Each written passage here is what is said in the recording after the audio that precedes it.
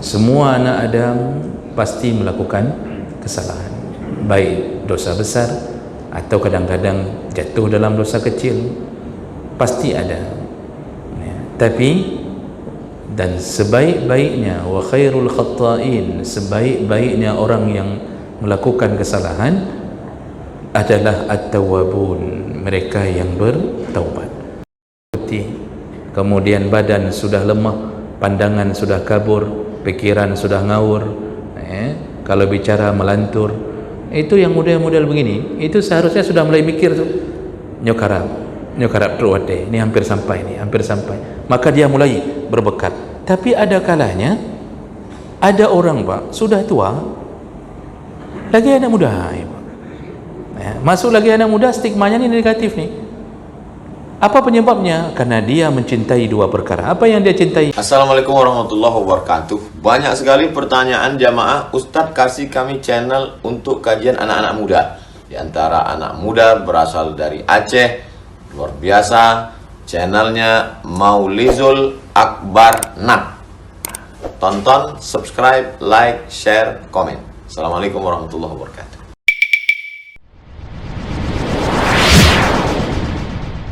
Wabarakatuh.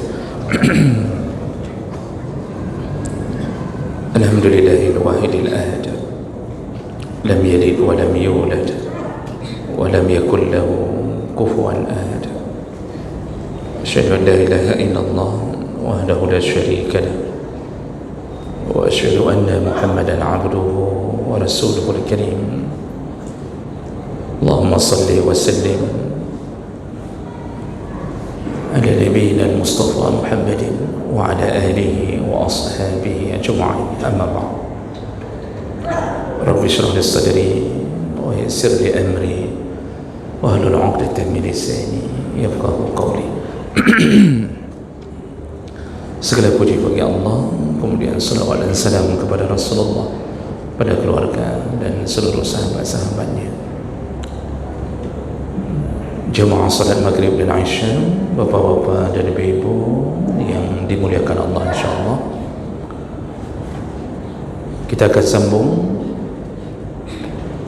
masih dalam pembahasan fadilah diberikan umur yang panjang oleh Allah, dan ini menjadi judul yang terakhir dalam fadilah masalah diberi umur panjang. Di pertemuan yang lalu kita sudah membahas di antara keutamaan orang yang diberi panjang umur, yaitu dia termasuk golongan sebaik-baiknya manusia apabila umurnya diisi dengan amal saleh. Dan ini apabila dibandingkan dengan anak muda yang saleh, maka sungguh orang tua yang saleh lebih utama, lebih tinggi derajatnya di sisi Allah Subhanahu wa taala. Ya. Karena Rasulullah sallallahu alaihi wasallam ketika ditanya mana manusia yang paling baik ya Rasulullah, atau siapa manusia yang paling baik ya Rasulullah, kata Rasulullah, ya, manusia yang terbaik adalah man tala umruh, yang panjang umurnya, wa hasuna amaluh, dan bagus amalnya. Jadi minggu yang lalu juga kita sudah memberi peringatan kepada anak-anak muda yang saleh, jangan mengira bahwa kita lebih hebat daripada orang-orang yang sudah tua tapi masih tetap istiqamah. Apalagi ini kadang-kadang ustaz-ustaz ni masih muda-muda, ustaz-ustaz ni masih muda-muda, umur 40, bapak-bapak jamaahnya umur 65. Jadi baik kepikir dia ustaz-ustaznya lebih hayu ustaz daripada jamaah orang. Kita sudah sebutkan alasannya kenapa orang tua yang saleh lebih utama di sisi Allah daripada yang muda yang saleh, karena orang tua sudah merasakan kehidupan yang panjang dengan derita yang panjang, dengan kesabaran yang teruji, tapi dia tetap masih bersama Allah Subhanahu wa taala. Anak muda ni jangankan makan asam garam hidup, yang manis-manis saja belum kena. Sedangkan orang tua rata-rata kena yang manis, diabetes, macam-macam. Anak muda ni saleh tapi tak sebanding dengan orang tua yang saleh. Sakit belum, orang tua sudah berbagai penyakit dilalui, dan itu sudah berbulak-balik ke rumah sakit, dioperasi berulang-ulang. Anak muda apanya yang dioperasi? Mesin masih bagus, jangankan operasi besar, operasi cemekam pun belum. Maka jangan remehkan orang-orang yang diberi umur panjang tapi masih berada di masjid-masjid Allah Subhanahu wa taala. Karena saya lihat kadang-kadang penyakit anak-anak muda ni merasa lebih hebat, jadi bak pegah haba, waktu bicara pun seakan-akan di hadapannya itu adalah orang-orang yang rendah, hanya karena mungkin dia menghafal Quran, dia hafal hadis, tapi dia tak mengerti bagaimana kehidupan yang telah dilalui oleh orang-orang yang diberi umur panjang. Jadi hati-hati kepada yang meremehkan kesalehan, keistiqamahan orang-orang yang diberi umur panjang oleh Allah Subhanahu wa taala. Baik, itu yang sudah kita bahas di pertemuan kita yang lalu, ya. Maka bersyukurlah Bapak Ibu yang diberi umur sudah mencapai 60, ya. Bersyukurlah kepada Allah Subhanahu wa taala. Allah menjadikannya golongan-golongan yang terbaik sebelum dijemput oleh Allah Subhanahu wa taala. Kita lanjutkan judul yang terakhir dalam masalah ini adalah fadilah berikutnya, orang-orang yang diberi umur panjang, mereka diberikan oleh Allah kesempatan yang banyak untuk bertaubat. Jadi umur dipanjangkan Allah, maka semakin panjang diberi kesempatan untuk merenungi, memikirkan tentang kesalahan-kesalahan yang pernah terjadi, dan itu menjadi tanda kasih sayang Allah Subhanahu wa taala. Tidak ada manusia yang tidak terjerumus dalam kesalahan, tidak ada, ya. Semua anak Adam pasti melakukan kesalahan, baik dosa besar atau kadang-kadang jatuh dalam dosa kecil, pasti ada, ya. Tapi dan sebaik-baiknya wa khairul khatta'in, sebaik-baiknya orang yang melakukan kesalahan adalah at-tawwabun, mereka yang bertaubat. Maka di antara orang-orang yang sangat disayang Allah, terus-terusan diberi kesempatan bertaubat adalah orang-orang yang diberi umur panjang oleh Allah Subhanahu wa taala. Jadi makanya ini menjadi salah satu fadilah, ini keutamaan yang Allah beri. Nabi yang menyebutkannya, hadis riwayat Bukhari, an Abi Hurairah radhiyallahu anhu anna Rasulullah sallallahu alaihi wasallam qala, Rasulullah berkata, la yatamanna ahadukum al-maut, janganlah kalian mengharapkan kematian. Ini bahasa Nabi pertama, janganlah kalian bercita-cita ingin mati, jangan kalian berharap kematian. Maksudnya nikmati saja apa yang telah diberi oleh Allah, jalani hidup ini dengan ketaatan, tidak perlu berharap supaya dipercepat kematian, tidak perlu, ya. Jadi jangan ucapkan dalam doa mati dong kedih, ya Allah, matikan saja aku ya Allah, hai aku tendih perumahan dong pep 20 put je ya Allah, tidak usah. Itu jangan minta mati, Pak. Minta mati istrinya, jangan minta mati kita, kalau istrinya model begitu. Tapi kalau istrinya salihah juga, ya dua-duanya jangan pernah berdoa untuk minta mati. Dan jangan pun bercita-cita supaya dipercepat kematian oleh Allah. Biarkan Allah yang memegang jalur hidup kita ini. Kenapa begitu? Rasulullah menjelaskan imma muhsinan fala'allahu yazdad, kalaupun diberi umur panjang oleh Allah maka dia bisa melanjutkan kebaikannya. Jadi Rasulullah mengatakan jangan minta mati, karena setiap satu hari diberi panjang umur oleh Allah, maka satu hari itu menjadi kebaikan bagi engkau, menambah amalmu. Kita kemarin sudah baca salah satu hadis yang sahih, yaitu ketika Rasulullah menjelaskan kepada para sahabat tentang salah sangkanya sahabat terhadap dua orang yang meninggal salah satunya, kemudian orang kedua meninggal 40 hari berikutnya. Yang meninggal pertama amalnya itu secara zahir lebih baik, lebih saleh daripada yang belum meninggal. Jadi sahabat mengatakan dia lebih baik begitu. Dan ternyata yang belum meninggal ini diberi Allah umur 40 hari lagi. Setelah itu baru meninggal. Lalu kemudian sahabat ini mengatakan ke Rasulullah, ya Rasulullah, bukankah orang yang pertama lebih baik? Di situ Nabi mengatakan, bukankah yang kedua juga Muslim? Artinya dia bukan kafir kan? Dia tidak musyrik. Kalau dia Muslim, maka sungguh kalian tidak tahu selama 40 hari itu sekali dia salat, sehari dia salat 5 waktu, dan orang yang salat 5 waktu itu sama seperti rumah yang didirikan di samping sungai dan dia mandi 5 kali sehari membasuh dirinya. Lalu Nabi bertanya, adakah orang yang mandi 5 kali sehari masih tersisa daki di tubuhnya?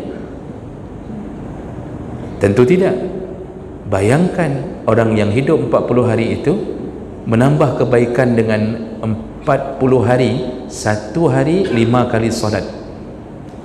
Dia membersihkan, menggugurkan dosanya dengan 40 hari itu. Jadi Nabi ingin memberitahu sahabat, kalian salah faham. Yang diberi umur panjang daripada yang sebaya dengannya mati duluan atau meninggal duluan, maka dia telah disayang Allah dengan menambah kebaikan.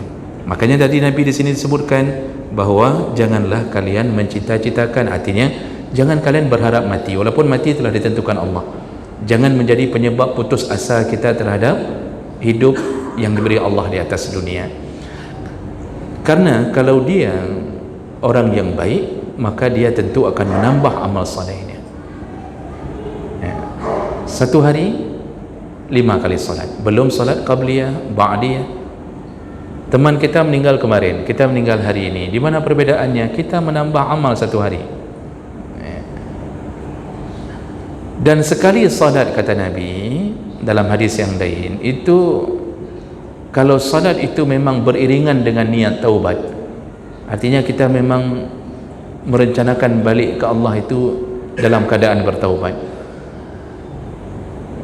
Dosa-dosa kita ketika salat itu diletakkan di atas pundak, lalu kemudian berguguran kapan? Ketika sujud, kata Rasulullah. Jadi diletakkan dosa-dosa, baik dosa kecil, dosa besar, di atas pundak. Lalu kemudian ketika sujud berguguranlah dosa-dosa tersebut. Dalam satu kali salat berapa sujud? Kalau 4 rakaat berarti 8 kali sujud. Bayangkan fadilah orang yang diberi kebaikan di saat dia mengisi umurnya. Jadi makanya Nabi mengatakan bahwa kalau dia orang yang baik, sungguh fala'allahu yazdad, bertambahlah amal salehnya, bertambahlah kebaikannya.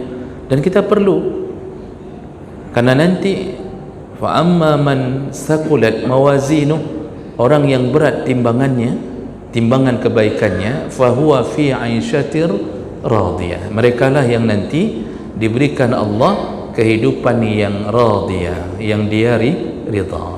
Kita sudah menjelaskan berulang-ulang maksud ridha di situ. Kita tidak lagi merasa perlu untuk mengkomplain. Kita ini kebiasaan kita di dunia suka tidak terima dengan apa yang sudah kita terima. Jadi selalu tidak merasa puas, selalu tidak merasa puas. Yang sudah cantik merasa kurang cantik, sehingga kalau kita lihat di depan cerminnya penuh dengan make up padahal dia cantik. Yang sudah kaya merasa tak kaya, itu namanya tidak ridha. Yang rumahnya sudah bagus merasa tak bagus padahal sudah super mewah itu rumah. Yang mobilnya Avanza merasa tak nyaman, ketika masuk lubang seperti bunyi geruduk-geruduk. Apa bunyinya? Geruduk gitu. Tak puas, akhirnya beli Innova. Sudah kena Innova pun merasa AC-nya kayak kurang dingin, kayaknya kurang luas. Beli lagi, naik lagi tingginya, expander lagi. Kemudian yang expander pun tak puas, harus Pajero. Pajero pun tak puas, naik sampai beli pesawat, betul-betul naik. Akhirnya beli drone, dia naik ke atas drone. Terus-terusan hidupnya tak pernah merasa puas. Makanya kalau orang puas, maka dia cukupkan dengan Supra X tahun 1990-an. Ternyata tidak ada lagi Supra X hari ini. Semua ganti, merasa bahwa kurang pah, hana mangat, daduk, hana pah, begitulah manusia, selalu tidak ridha. Begitu divonis Allah di atas amal salehnya yang banyak, karena menimbang amal saleh itu ada, kalau dalam tafsir ada beberapa pandangan bagaimana cara Allah menimbang amal saleh. Ada yang mengatakan bahwa kitabnya yang ditimbang, ada yang mengatakan amalnya yang ditimbang. Wallahu alam, itu perkara gaib yang kita tak tahu. Yang pasti bukan orangnya. Kalau orangnya maka yang gemuk-gemuk lah yang masuk surga. Jadi amal solehnya yang ditimbang. Maka sakulat mawazinu, maka kita Masya Allah diberi umur panjang, lalu kita merasakan ingin taubat, digugurkan dosa, bertambahlah satu amalan, radiyah, diberikan tempat yang kita rida, tidak ada rencana komplain. Bagaimana mau komplain? Begitu disebut Allah, masuklah ke surga aku. Begitu kita lihat surga, tak sesuai dengan amal kita, amal sedikit, tapi Masya Allah kenikmatan betul-betul melampaui dari batas pikiran kita. Tidak sanggup, daya tangkap kita tidak sanggup menangkap keindahan surga itu. Makanya Rasulullah mengatakan surga itu tak pernah dipandang oleh mata, tak pernah didengarkan oleh telinga, kemudian tidak pernah ditangkap oleh pikiran. Apa yang kita pikirkan sekarang itu bukan surga. Sekarang Bapak membayangkan kehidupan yang begitu indah, tetap itu bukan surga, karena pikiran kita tak mampu menjangkau yang sebenarnya isi surga. Makanya kita ini menjadi makhluk yang paling beruntung, Pak. Islam, iman, disatukan Allah pada diri kita tanpa kita minta, dilahirkan begitu saja dari rahim seorang muslimah, lalu kemudian diberi umur panjang. Kita diberi umur panjang, lalu kita diberi hidayah untuk mendekat ke Allah. Kok bisa-bisanya kita yang sudah berumur ni kok masih mau salat 5 waktu? Sebahagian orang Pak tak mau salat. Maka kita termasuk orang yang paling beruntung. Maka meminta hidayah kepada Allah agar ditetapkan hati di dalam agama itu penting. Doa sabbit qalbi ala dinik wa ala ta'atik, itu doa yang penting. Ya Allah, tetapkan hati kami dalam agamamu, sekaligus tetapkan hati kami dalam ketaatan kepadamu. Itu doa-doa yang senantiasa kita harus ucapkan sampai kita dijemput Allah Subhanahu wa taala. Lalu Nabi mengatakan, menyambung lagi, wa imma musian fala'allahu yasta'tib. Seandainya pun kalau dia berumur panjang lalu dia melakukan kesalahan-kesalahan atau melakukan maksiat-maksiat, maka dengan diberi umur panjang, sungguh fala'allahu yasta'tib, maka Allah telah memberinya penangguhan sampai dia bertaubat. Jadi bayangkan, orang diberi umur panjang, kata Nabi, kalau dia baik bertambah kebaikannya, kalau dia jahat Allah terus memberinya kesempatan sampai dia bertaubat. Taubat itu tidak menentu, Pak. Kita harus disegerakan taubat, harus segera taubat. Wasari'u ila maghfiratin min rabbikum, bersegeralah memohon ampun, jangan ditunda-tunda. Fastabiqul khairat, berlomba-lombalah melakukan kebaikan, jangan ditunda. Namun ada kalanya Allah Subhanahu wa taala dengan takdirnya itu ada yang kadang-kadang sudah tua belum taubat, tapi kita tak bisa memvonis orang itu neraka karena kita tak tahu ujung nasib hidupnya. Karena Rasulullah pernah mengatakan innamal a'mal bil khawatim, amalan itu yang menjadi putusan terakhir adalah umurnya yang di ujung ya. Bisa jadi ini dia ahli maksiat ya.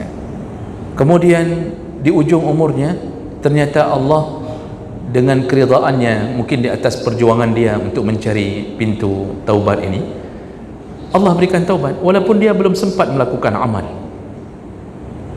Yang menjadi vonis bagi Allah adalah yang khatimah ya, di ujung. Makanya kita mengenal kalimat husnul khatimah dan su'ul khatimah. Ujung itu penentu. Jadi ini bisa kita dapatkan. Bapak sudah pernah dengar bahawa seorang pemuda yang membunuh 100 orang ya, seseorang yang membunuh 100 orang kemudian merencanakan taubat sampai dia ditunjuk oleh seorang alim untuk berhijrah pindah ke kampung yang di situ berkumpulnya orang-orang saleh. Nah, dia kan dalam perjalanan menuju ke taubat itu, tapi belum sempat melakukan amal ibadah karena baru dalam perjalanan menuju taubat. Meninggalnya di tengah jalan perjalanan menuju ke kampung taubat itu. Lalu kemudian diturunkan Allah 2 malaikat. Lalu malaikat itu bertikai ya, dawa-dawi untuk siapa orang ini. Yang satu malaikat rahmah ingin membawanya sebagai calon penghuni surga, yang satu ingin membawanya sebagai calon penghuni neraka karena dia meninggalkan tempat pembunuhan 100 orang yang telah dia lakukan. Yang satu ingin mengatakan dia akan menuju ke pintu taubat. Akhirnya karena tidak ada ketegasan, diturunkan oleh Allah satu malaikat lagi ya, yang mengadili di antara mereka. Akhirnya diputuskan dengan ilmu dari Allah, ukur perjalanannya, coba diukur perjalanannya, jarak perjalanannya. Kalau lebih dekat ke kampung taubat maka dia surga, kalau lebih dekat ke kampung tempat maksiat terakhir pembunuhannya maka dia neraka. Dan apa yang terjadi? Hadis menyebutkan, di hadis sahih riwayat Muslim, ternyata dia meninggal, tubuhnya berada sejengkal lebih dekat ke tempat dia menuju taubat. Jadi kalau tarik garis tengah, dia sejengkal tubuhnya lebih dekat ke sana.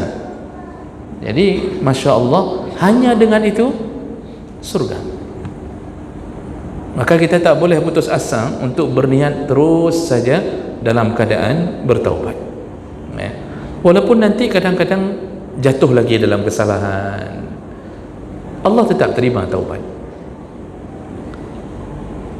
Yang melakukan maksiat di malam hari, kata Nabi dalam hadis qudsi, maka Allah menerima taubatnya di siang hari kalau dia meminta ampun kepada Allah. Allah mengampunkannya di siang hari. Lalu yang melakukan maksiat di siang hari, musi'un nahar, lalu dia memohon ampun kepada Allah, maka Allah terima taubatnya di malam hari. Terus saja. Kata Allah, seandainya ya, hambaku melakukan dosa, kalau disusun dosanya ananas sama, setinggi langit, jadi terlalu banyak dosanya, disusun setinggi langit, lalu dia memohon ampun kepada aku, tetap ku ampunkan. Makanya penting sekali menanamkan keinginan untuk bertaubat, namun harus dibarengi dengan usaha untuk bertaubat. Maka jemaah melakukan Allah Subhanahu wa taala, Nabi dalam hadis riwayat Tirmizi ini dengan derajat yang hasan sahih itu telah menyebutkan bahawa ya, ketika dia beri umur panjang terjadi lagi kesalahan, maka itu juga pemberian Allah agar dia bertaubat. Kita ini diuji oleh Allah, tak lepas-lepasnya bujuk rayu nafsu dan syaitan menjatuhkan kita ke dalam maksiat walaupun sampai tua. Makanya Nabi mengingatkan yang sudah tua melalui hadis riwayat Muslim. Kata Rasulullah, qalbus syaikhi syabun, orang yang sudah tua ada kalanya dia masih memiliki jiwa seperti anak muda. Kenapa begitu? Karena dua perkara. Ada hubbi isnatain, karena dia mencintai dua perkara. Jadi orang-orang tua itu akan terus merasa muda karena dua perkara. Ini maksudnya stigmanya negatif. Seharusnya kalau sudah tua itu sudah merasa tua, sudah mulai memikirkan persiapan untuk berangkat. Koper sudah disiapkan, isinya amal saleh. Wa tazawwadu fa inna khairaz zad at-taqwa. Berbekallah karena sebaik-baik bekal takwa. Itu seharusnya kalau sudah beruban, rambut sudah putih, kemudian badan sudah lemah, pandangan sudah kabur, pikiran sudah ngawur, kalau bicara melantur. Itu yang model-model begini, itu seharusnya sudah mulai mikir tuh, nyokarap terwate, ini hampir sampai, maka dia mulai berbekal.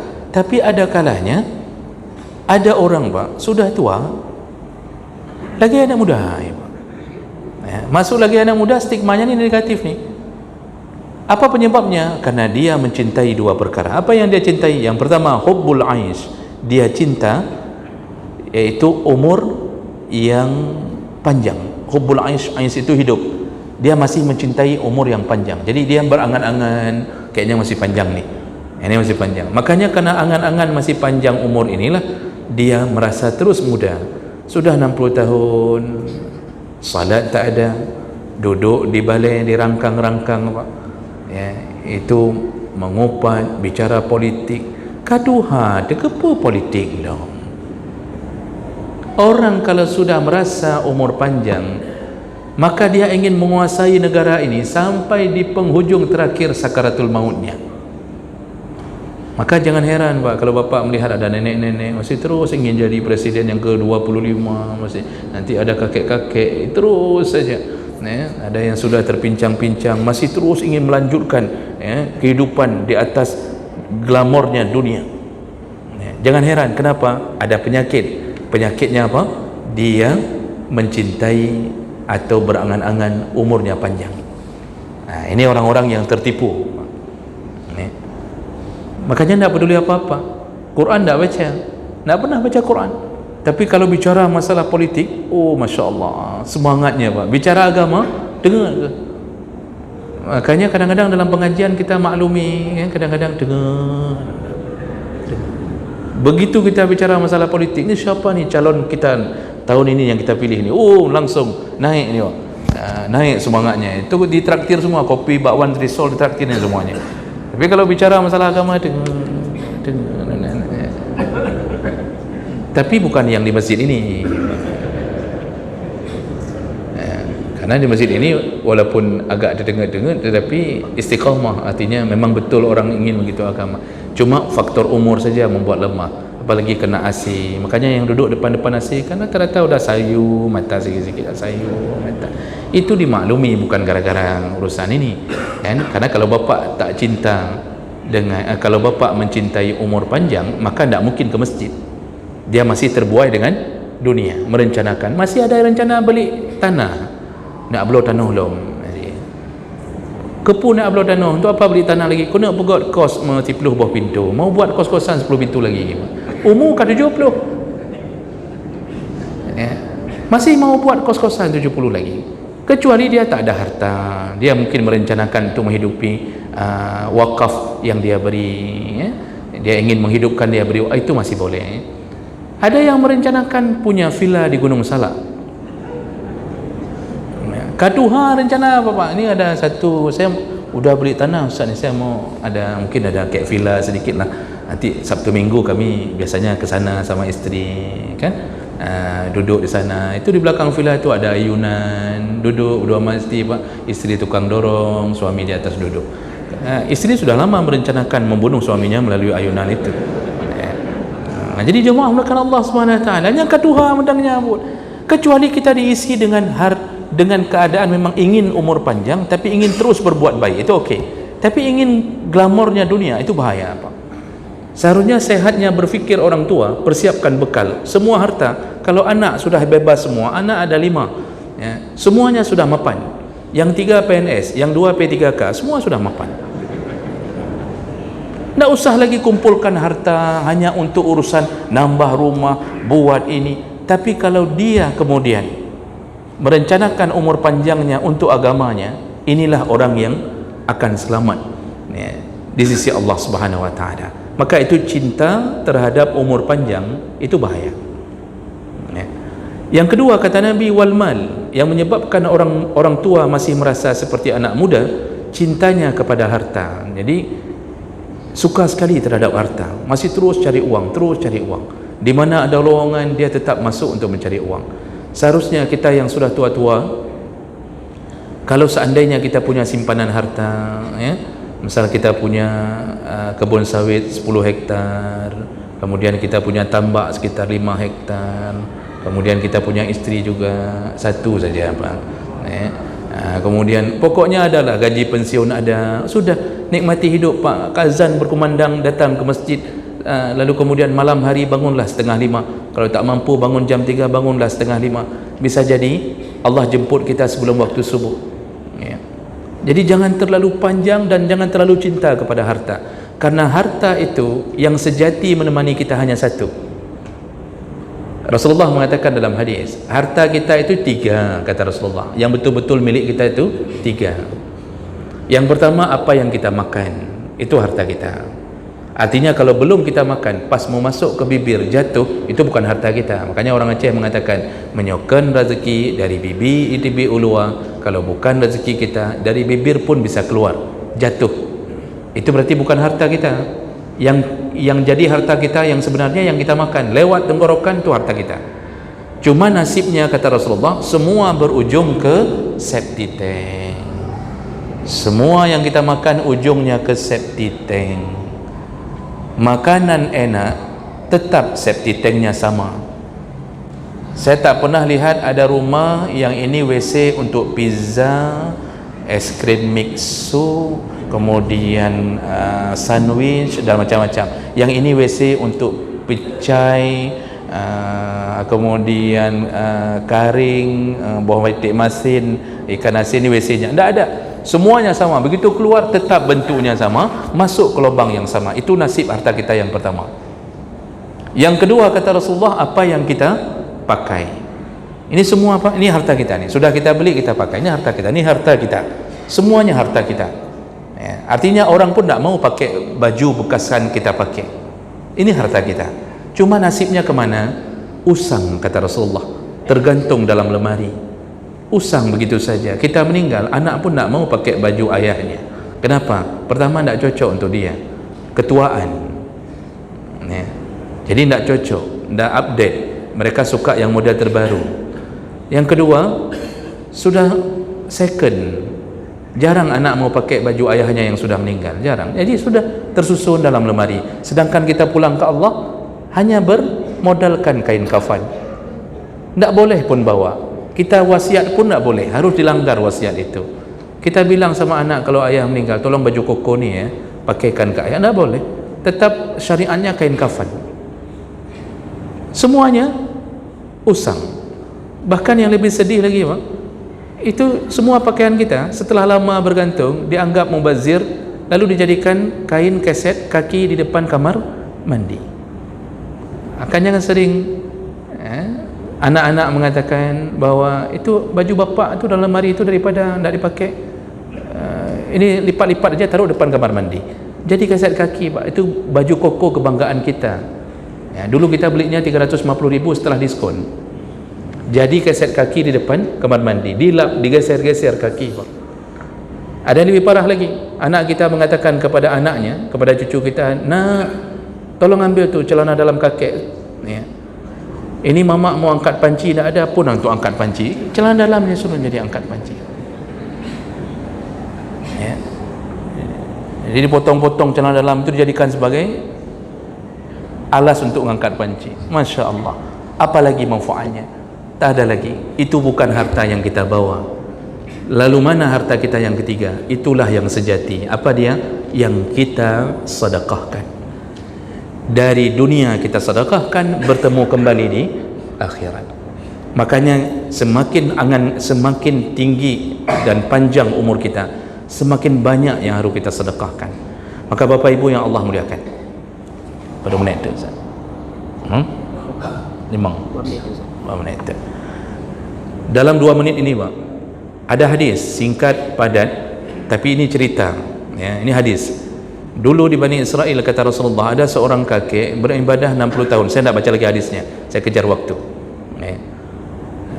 Jadi ada seorang kakek syekh alim ya, beribadah terus-terusan, beribadah 60 tahun lamanya. Dia tidak mau keluar dari tempat ibadahnya, terus-terusan ibadah ya.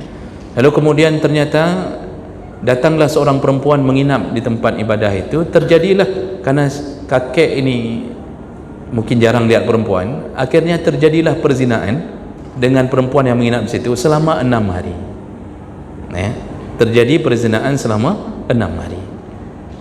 Dia ibadah 60 tahun, kemudian berzina 6 hari. Setelah berzina dia merasa bersalah, lalu dia pergi mengasingkan diri ya, ke tempat yang lain. Dia trauma dengan kejadian itu, dia sesali. Nah, di tempat dia mengasingkan diri itu, dia datang dari satu tempat ke tempat yang lain. Lalu beradalah dia di tempat yang berkumpulnya orang-orang miskin. Dia pun tak punya harta lagi, makanan pun tak ada. Datanglah dia tempat berkumpul orang-orang miskin. Ternyata orang miskin itu sedang menunggu roti yang dibagi oleh orang kaya. Lalu kemudian setelah orang kaya datang membagi-bagi roti, termasuk dia dapat 1 potong roti, ternyata ada 2 orang miskin lain yang tidak dapat. Lalu dia merasa bahwa orang lain lebih membutuhkan. Dia pun sebenarnya belum makan. Ni si kakek yang berzina ini, dia pun belum makan. Akhirnya dipotonglah roti itu, dibelah. Sebelah dikasih untuk yang satu, sebelahnya lagi dikasih ke miskin yang kedua. Setelah itu dia meninggal karena kelaparannya. Dan apa yang terjadi? Rasulullah mengatakan, di akhirat diletakkanlah amal ibadahnya 60 tahun, lalu diletakkanlah sebelah kiri amal maksiatnya berzina 6 hari. Ternyata ibadahnya 60 tahun kalah dengan zinanya 6 hari. Kakek ini sudah merasa bahwa hanali kan neraka, hanali, dengan 6 hari berzina kalah amal salehnya ini ya. Kemudian Allah mengatakan malaikat, sekarang timbang amal terakhirnya. Ternyata amal terakhirnya sebelum meninggal, sepotong roti yang dia bagi kepada orang miskin tadi, yang dia belah 2. Diletakkanlah potongan roti di sebelah kanan, lalu diletakkanlah dosa zina 6 hari di sebelah kiri. Dan ternyata dengan izin Allah menang pahala sepotong roti. Akhirnya dia dimasukkan surga karena di ujung umurnya dia memberi sedekah. Nah, makanya Bapak Ibu yang Allah muliakan, perbanyaklah sedekah, terutama yang sudah berumur panjang ya. Ini kami tunggu sedekahnya insyaallah ya. Demikian kita tutup dengan kafarah majlis. Subhanakallahumma bihamdik, asyhadu an la ilaha illa anta, astaghfiruka wa atubu ilaik. Wassalamualaikum warahmatullahi wabarakatuh.